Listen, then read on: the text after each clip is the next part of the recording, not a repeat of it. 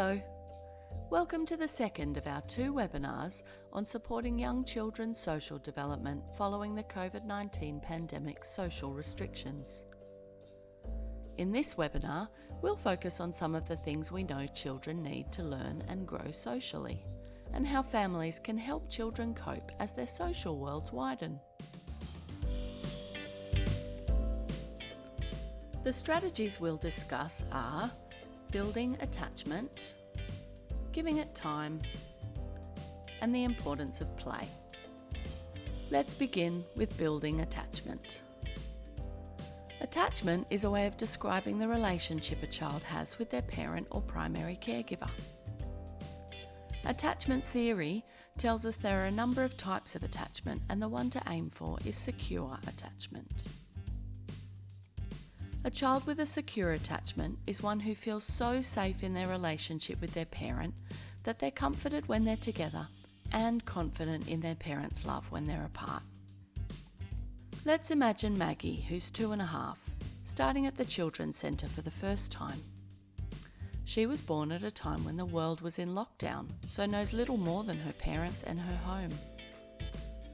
She comes into the classroom clinging to Dad's legs, and all of the new faces overwhelm her. Dad crouches down and talks to her calmly. He helps her to know he'll keep her safe, and she begins to relax. Dad spends a few more minutes with her, looking and talking about the toys around the room, and soon they're playing with the blocks together. Next time they visit, they sit together for a while before Dad encourages Maggie to find the blocks, and she's playing nearby.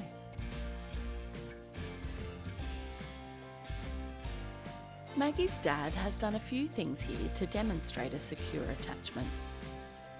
He comforts her when she is upset.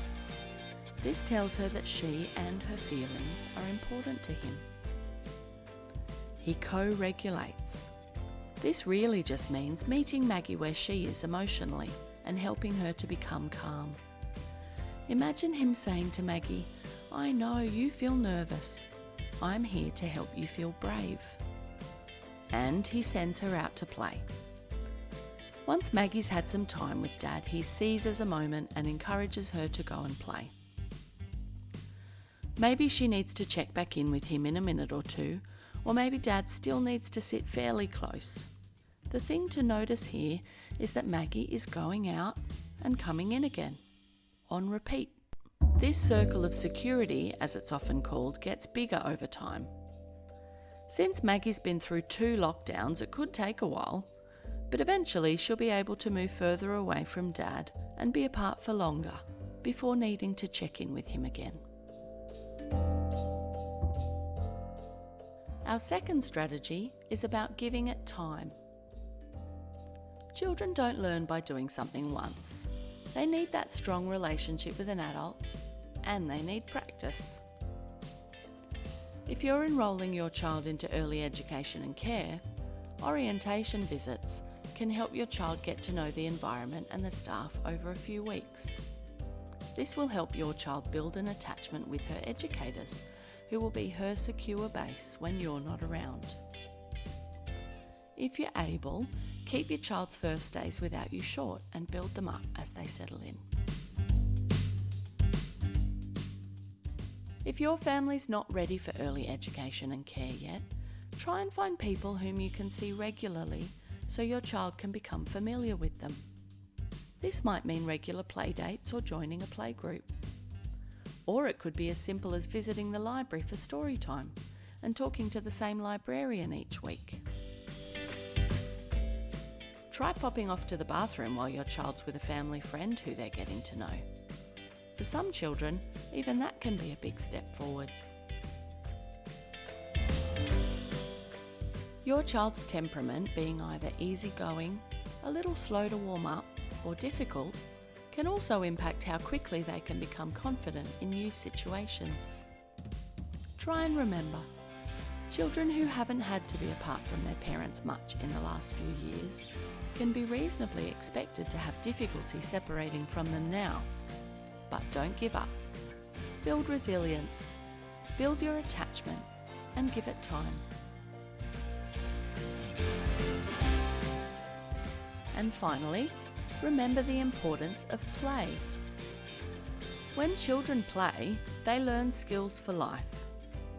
They test theories, problem solve, use memory and develop control over their bodies. All of these skills can be applied to the social world too. Role play in particular is a great way for your child to learn and practice social skills. Imagine after Maggie had been to the library, Dad setting up a little play library at home. Maggie could be the librarian and help Dad to borrow books. This practice reinforces what she's seen in the real world, and Dad being there makes it fun and feels safe. Then they go back to the library and add to Maggie's experience and understanding of the people she encounters even more. Children also learn an incredible amount about themselves and the minds of others when they play with other children. So head to the park, enrol in early education and care, visit friends with children, or join a play group.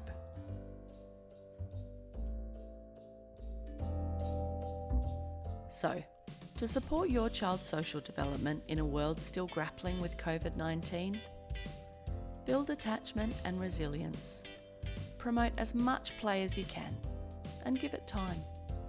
Your child's growth and development is not a race.